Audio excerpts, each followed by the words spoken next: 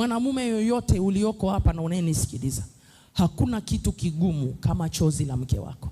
Biblia inatuambia mwanamume ni kichwa cha mke wake. Kwa hiyo Mungu akaanza kufanya ukaguzi kwenye ndoa ya Hezekia, kuangalia ndoa ya Hezekia. Akasema mimi Mungu nilimpa mwanamume nafasi yangu, nikamwambia kwa kuwa Yesu Kristo ni kichwa cha kanisa, ndivyo nilivyomfanya mwanamume kama kichwa.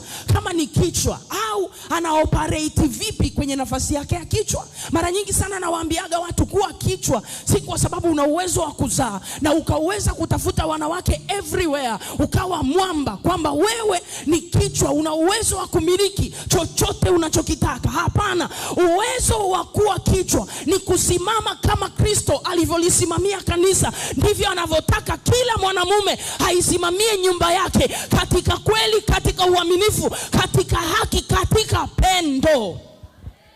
Bwana asifiwe sana. Niko hapa kukuambia katika jina la Yesu kwamba Mungu leo anafanya ukaguzi katika kila familia. Anasema tengeneza mambo ya nyumbani kwako. Biblia inasema kwenye kitabu cha Isaya 54 mstari wa 5, muumba wako ni mume wako wa kwanza. Kanisa ni bibi harusi, Yesu ni bwana harusi.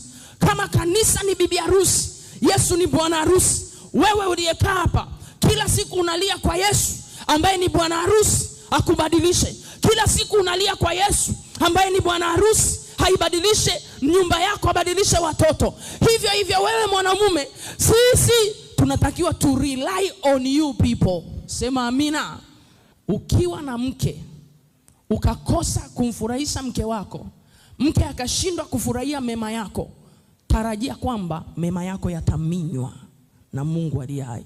And I'm telling you, sio mizimu itaminya mema, ni Mungu anaminya mema. Kuna wanaume mnalia sahi ambao njia zenu, uchumi wenu unayumba, lakini niko hapa kukuambia rejesha upendo wako kwa mke wako. Vile unavyoviona vimepotea, vile unavyoona vimepungua, Mungu atavirejesha katika jina la Yesu.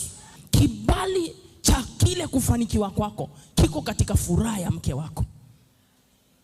Ukitaka kufanikiwa, make sure mke wako ana furaha. Make sure mke wako ana amani. Mahali Mungu amewekeza furaha ya mwanamke ni kwa mume wake. Maana vile tunavyotafuta Mungu atufurahishe, Mungu ameweka kwa wewe mwanamume uweze kumfurahisha mke wako. Bwana asifiwe.